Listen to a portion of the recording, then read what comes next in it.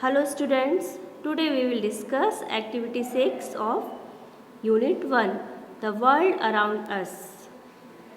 So open the page number 4. Do you know where the energy comes from? Energy जो होती है वो कहाँ से आती है? So we use electricity in almost all activities of life directly or indirectly. हम क्या करते हैं? इलेक्ट्रिसिटी का यूज़ करते हैं. आज के टाइम में तो हम इसके बिना नहीं रह सकते. वी कांट लिव, है ना. तो कैसे करते हैं वो मैंने आपको कुछ बताए थे examples. Okay. Electricity is a form of energy. Electricity भी क्या है? एक एनर्जी का फॉर्म है ना. Producing energy is not easy. There are many different sources of energy. और हमारे लिए सबसे बड़ा नेचुरल सोर्स एनर्जी का क्या है? हाँ, सन, है ना. वो क्या है? हमको एनर्जी देता है. These include non-renewable sources like petroleum, kerosene, coal, etc. Non-renewable, what do you mean by non-renewable?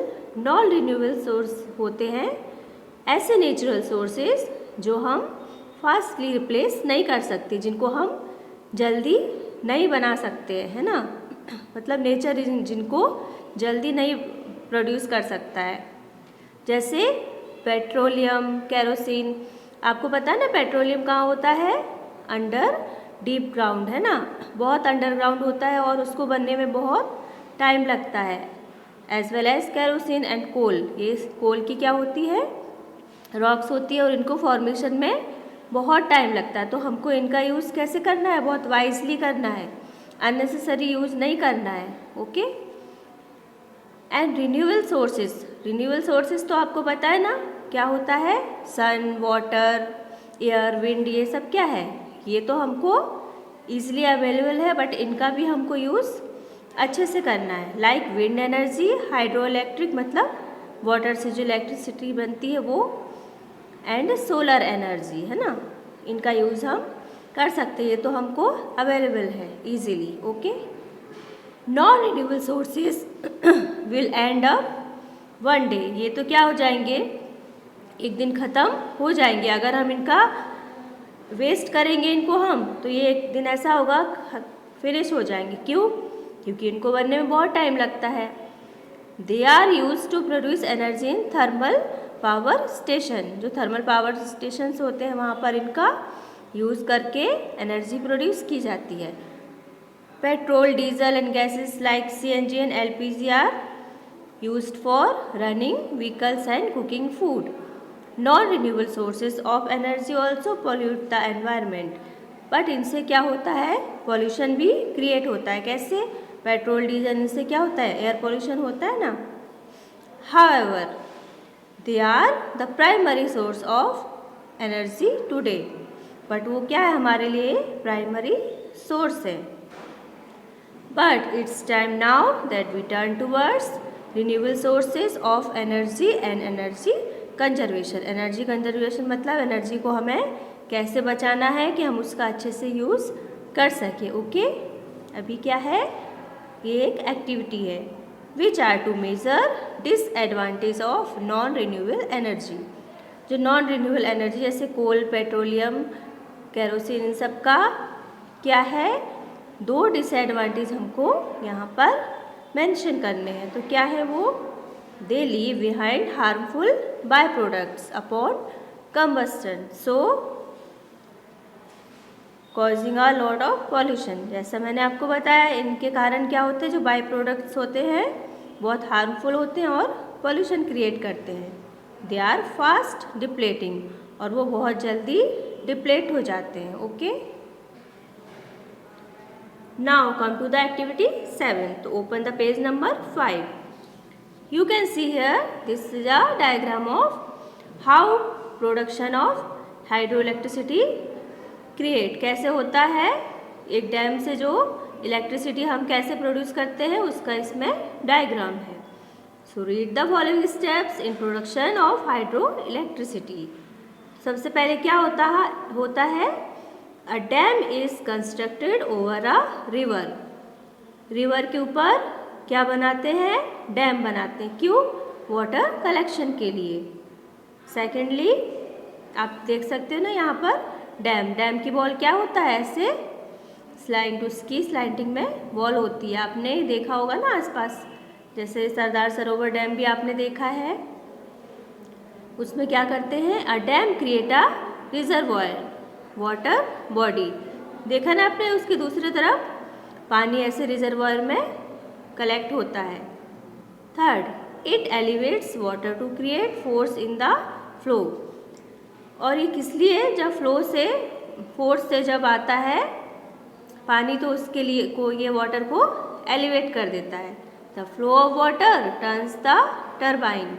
और उसके लिए वो फ्लो को से इलेक्ट्रिसिटी प्रोड्यूस करने के लिए क्या लगा दिए जाते हैं यहाँ पर, टरबाइन। जो पावर प्लांट होता है वहाँ पर जनरेटर की हेल्प से टरबाइन्स यहाँ पर फिक्स किए जाते हैं।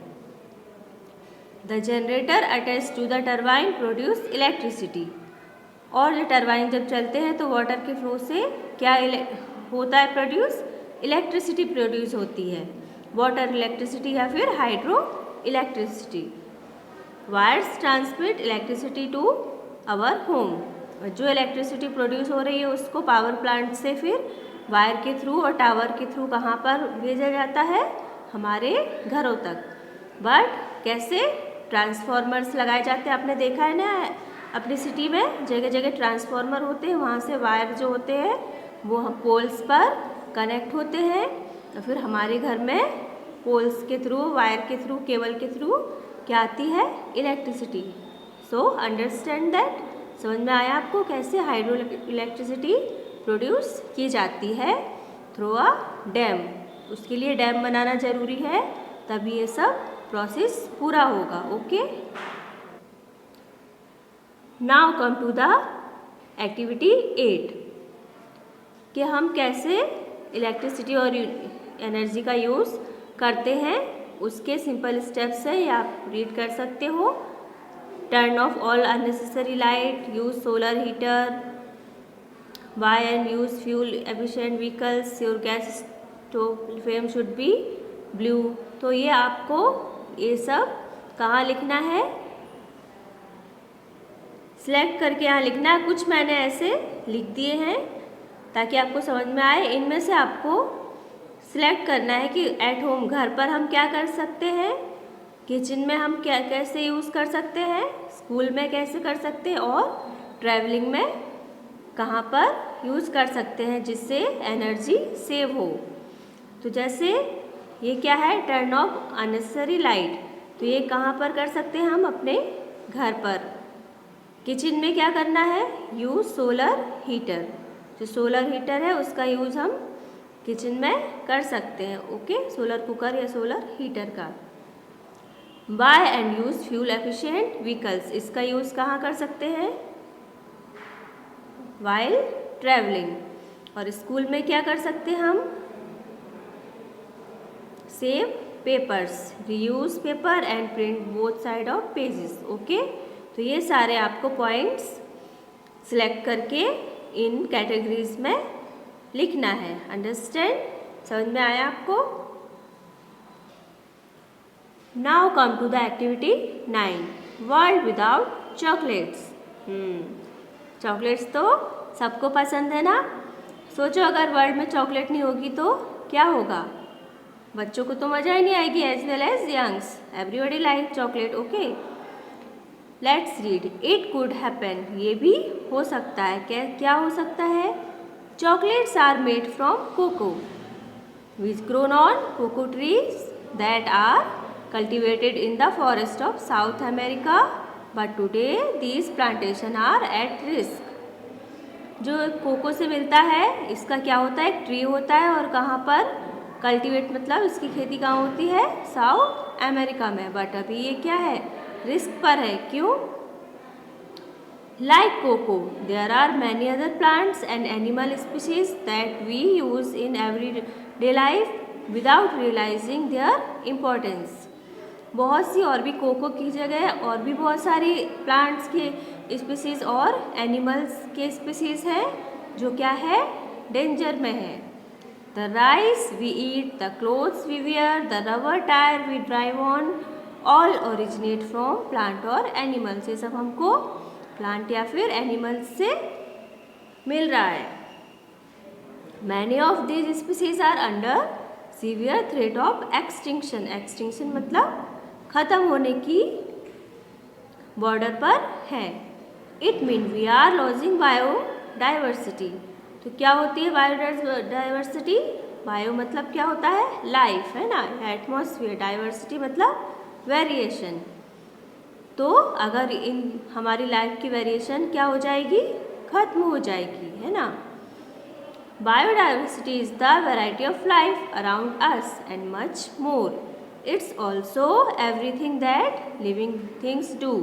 The grand total of interaction of living things among themselves and with their environment. अगर एक ही हमारे पास डिफरेंट काइंड के ट्रीज और ये सब नहीं होगा तो हम क्या हो जाएंगे? एक ही जैसा एक ही खाना खाएंगे, एक ही जगह पर रहेंगे तो क्या होगी? हमारी बायोडाइवर्सिटी इफेक्टेड होगी उससे। These interactions can be as simple as a moth's dependence on one species of plant for food and the plant's dependence on the moth for pollination. अब आपको पता है ना, मोथ जो होता है वो सिल्क मोथ के लिए जो मोथ होता है उसको कौन सा ट्री पसंद है बहुत? मलबरी, है ना। मलबरी के ट्री पर ही वो डिपेंड होता है मोथ, है ना। At another level, the moth and the plant also depend on all the elements that make up their ecosystem. तो दोनों किस पर डिपेंड है? इकोसिस्टम पर, है ना, जो हमारा एनवायरनमेंट है, एक जो चेन होती है उसके ऊपर। From clean water to the right climate. अगर सही पानी नहीं मिलेगा, राइट क्लाइमेट नहीं होगा तो they can't grow.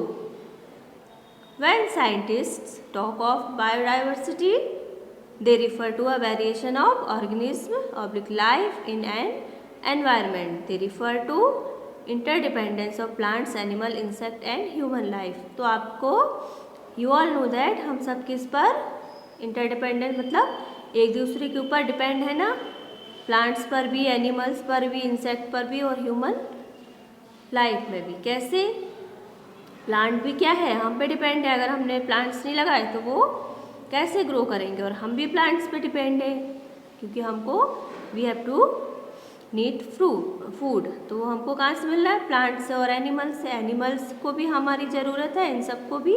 तो हम भी और also interdependence of each other, है ना। अंडरस्टैंड? ये एक्टिविटी आपको नहीं करना है अभी। we will do this activity. Which of our activity affects biodiversity? हमारी जो एक्टिविटीज़ है हमको 3 यहाँ पर नोट करनी है।